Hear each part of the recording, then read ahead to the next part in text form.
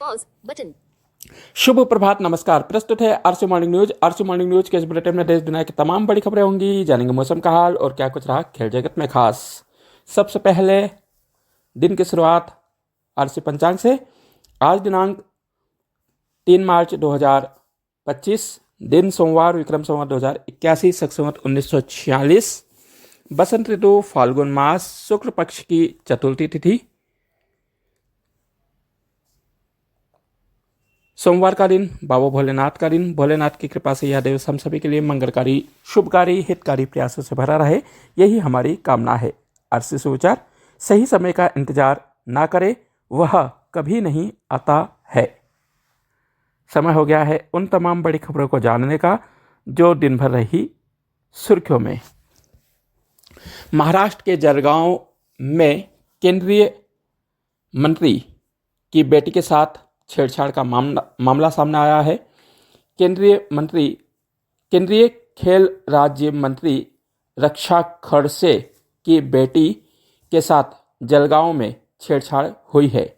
मामला 28 फरवरी का बताया जा रहा है, जब रक्षा खड़से की बेटी अपनी सहेलियों के साथ मेला देखने गई थी। मेले के दौरान कुछ लोगों ने उनके वीडियो बनाए, मना करने पर सुरक्षाकर्मी के साथ मारपीट की।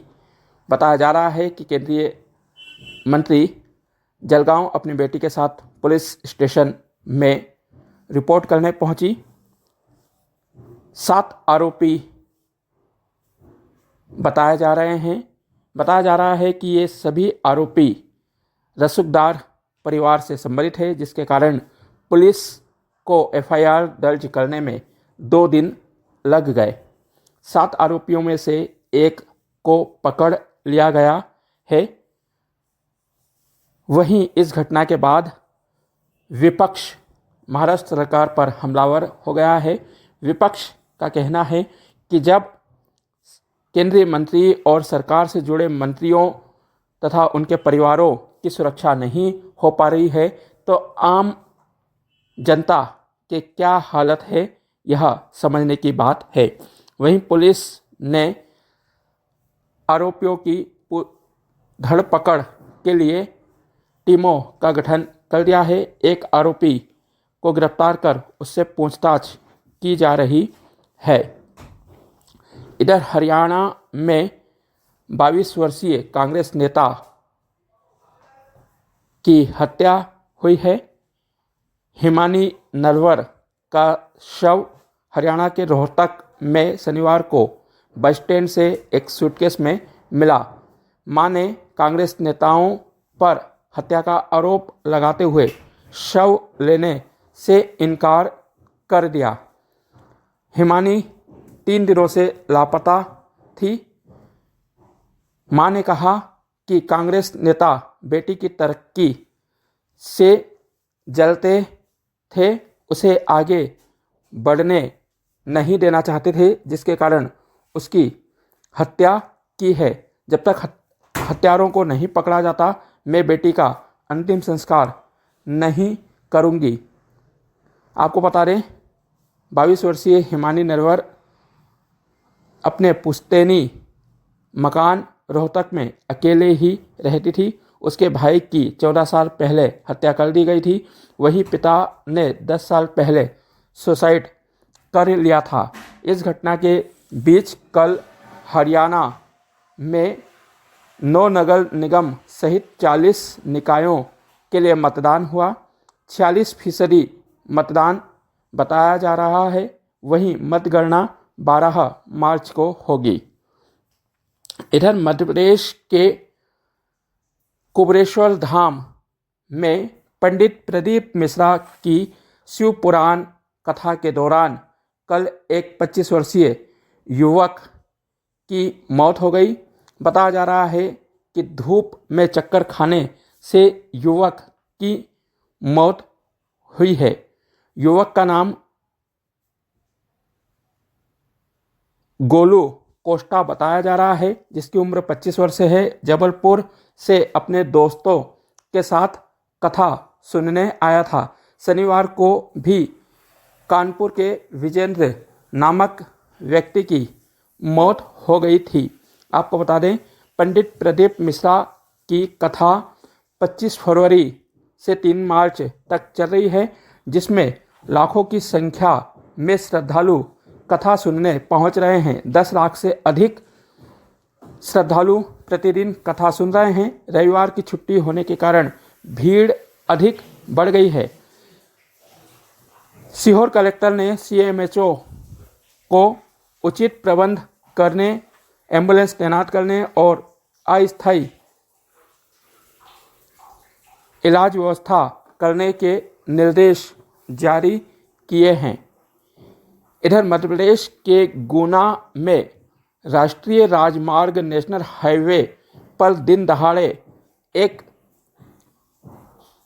दुल्हन का अपहरण कर लिया गया है। घटना रविवार की सुबह की बताई जा रही है। बताया जा रहा है कि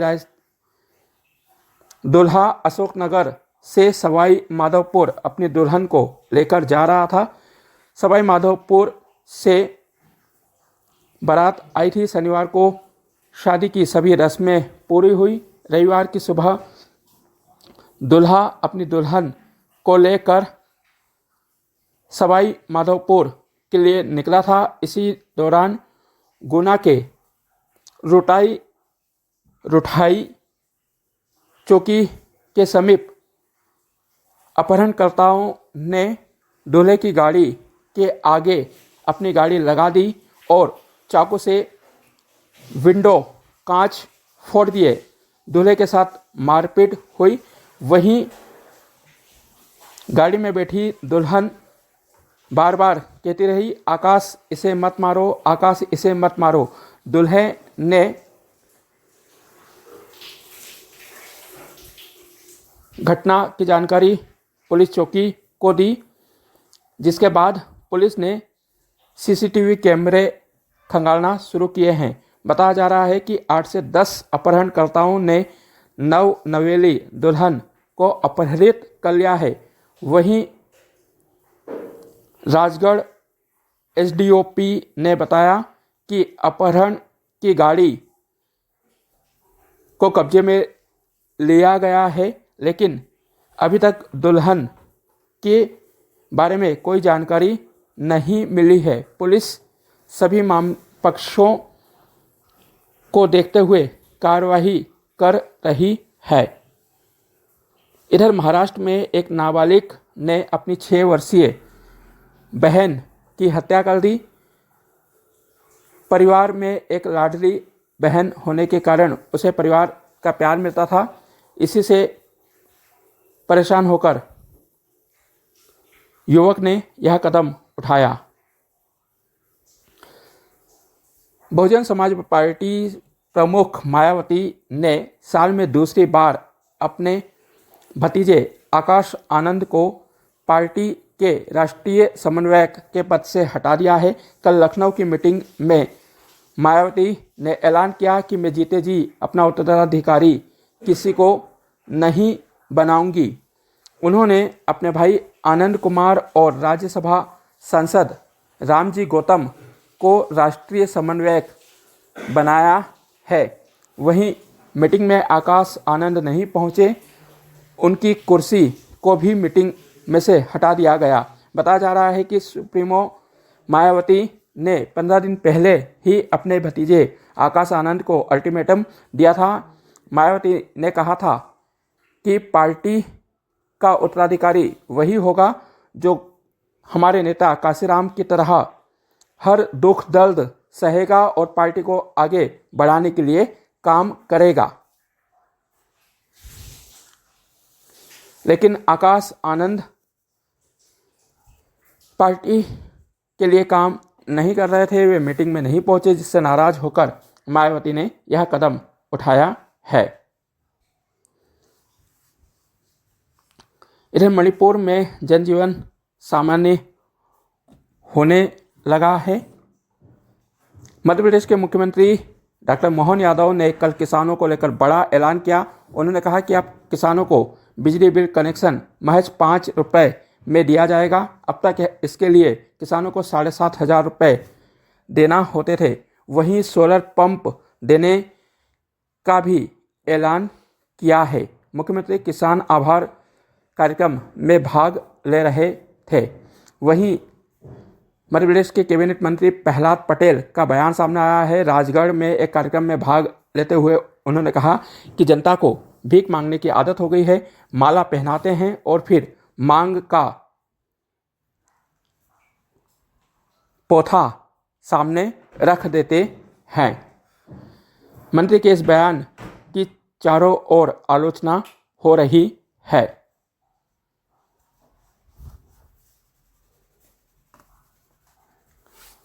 क्रिकेट, भारत चैंपियंस ट्रॉफी के सेमीफाइनल में पहुंच गया है। कल दुबई में खेले गए मुकाबले में भारत ने न्यूजीलैंड को 44 रनों से शिकस्त दी। भारत ने टॉस हारकर पहले बल्लेबाजी करते हुए निर्धारित 50 ओवर में 9 विकेट के नुकसान पर 249 रन बनाए। श्रेयस अय्यर ने 79 रनों की पारी खेली, तो वहीं हार्दिक पांड्या ने 45 रनों का योगदान दिया। अक्षर पटेल ने 42 रनों की पारी खेली। 250 रनों का पीछा करते हुए न्यूजीलैंड की शुरुआत अच्छी नहीं रही। न्यूजीलैंड की टीम स्पिनर के सामने घुटने टेकते हुई नजर आई। हालांकि कप्तान विलियमसन ने 81 रनों की पारी खेली। न्यूजीलैंड की पूरी टीम 45.3 ओवर में 205 रन बनाकर ऑल आउट हो गई। भारत की ओर से वरुण चक्रवर्ती ने 5 विकेट लिए। वहीं कुलदीप यादव को 2 सफलता मिली। रविंद्र जडेजा, अक्षर पटेल और हार्दिक पांड्या ने एक एक विकेट अपने नाम किए। इस जीत के साथ ही भारत ग्रुप ए में टॉप करा है और उसका मुकाबला 4 मार्च को दुबई के इसी मैदान पर ऑस्ट्रेलिया से होगा। वहीं दूसरा सेमीफाइनल 5 मार्च को न्यूजीलैंड और अफ्रीका के बीच होगा। फाइनल 9 मार्च को खेला जाएगा। वहीं रणजी ट्रॉफी में विदर्भ की जीत हुई है। पहली पारी में मिली बढ़त के आधार पर विदर्भ को विजेता घोषित किया गया है। लाइव इस समय ऑस्कर पुरस्कारों का ऐलान किया जा रहा है। इस बड़ी खबर पर आरसी न्यूज़ की नज़र बनी हुई है। वहीं मौसम की यदि बात करें तो कल हिमाचल प्रदेश में बड़ा हादसा होने से बार बार बच गया। हिमाचल प्रदेश की लाहौर स्पीति में एवलांच आया। आईटीबीपी के जवान यहाँ पर काम कर रहे थे। एवलांच आते ही आईटीबीपी के जवान कैंप में भागे। बताया जा रहा है कि कैंप की दूरी 200 मीटर ही दूर थी। हादसे में कोई हताहत नहीं हुआ है।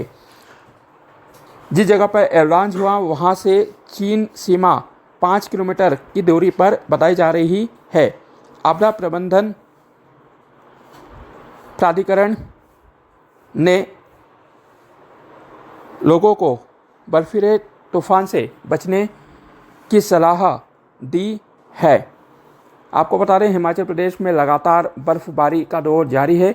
वहीं जम्मू कश्मीर के अनेक ज़िलों में कल भी बारिश और बर्फबारी का दौर जारी रहा। इधर मध्य प्रदेश के कई ज़िलों में तापमान में वृद्धि हुई है। इंदौर, भोपाल, उज्जैन में धूप खिली। इंदौर का तापमान 35 डिग्री सेल्सियस तक पहुंच गया है। वहीं मौसम विभाग ने जानकारी देते हुए बताया कि 20 मार्च के बाद यहां पर मावठा गिर सकता है। महाराष्ट्र की एक एंटी करप्शन कोर्ट ने सीबी प्रमुख माधवी बुच पर एफआईआर दर्ज करने के आदेश दिए हैं। भ्रष्टाचार और शहरों के नियामक उल्लंघन के मामले में यह केस दर्ज करने का आदेश दिया गया है। बीएसई और सेबी के 6 अधिकारियों पर भी केस चलाए जाने के निर्देश दिए गए हैं। रूस यूक्रेन जंग पर कल ब्रिटेन की राजधानी लंदन में 15 देशों के नेताओं के बीच बातचीत हुई। ब्रिटेन ने यूक्रेन को 14,000 करोड़ रुपए की आर्थिक सहायता देने की बात कही है। ब्रिटिश प्रधानमंत्री ने बताया कि हम 14,000 करोड़ रुपए दे रहे हैं, हम यूक्रेन को अपना सहयोग दोगुना कर रहे हैं। यूक्रेन इस राशि से 5,000 एयर डिफेंस मिसाइलें खरीदेगा। वहीं ब्रिटेन, फ्रांस और यूक्रेन मिलकर एक नया प्लान बना रहे हैं, इसे अमेरिका के साथ साझा किया जाएगा। ब्रिटिश प्रधानमंत्री ने कहा कि अमेरिका हमारा पुराना दोस्त है, यह प्लान तभी काम करेगा जबकि अमेरिका सुरक्षा गारंटी पर टिका रहेगा। प्रधानमंत्री नरेंद्र मोदी गुजरात दौरे पर हैं। उन्होंने सोमनाथ पहुंचकर ज्योतिर्लिंग की पूजा की है। समाचारों में वक्त हो गया है उन तमाम बड़ी खबरों को जानने का जिन पर रहेगी हमारी नज़र। आज प्रधानमंत्री नरेंद्र मोदी सोमनाथ द्वारका गिर के दौरे पर रहेंगे। सुप्रीम कोर्ट में ईवीएम वेरिफिकेशन पर नीति बनाए जाने संबंधी याचिका पर सुनवाई होगी। भारतीय विदेश मंत्री एस जयशंकर आज से 9 मार्च तक ब्रिटेन और आयरलैंड की यात्रा पर रहेंगे। आप सभी का दिन शुभ एवं मंगल में रहे। नमस्कार। Stop button.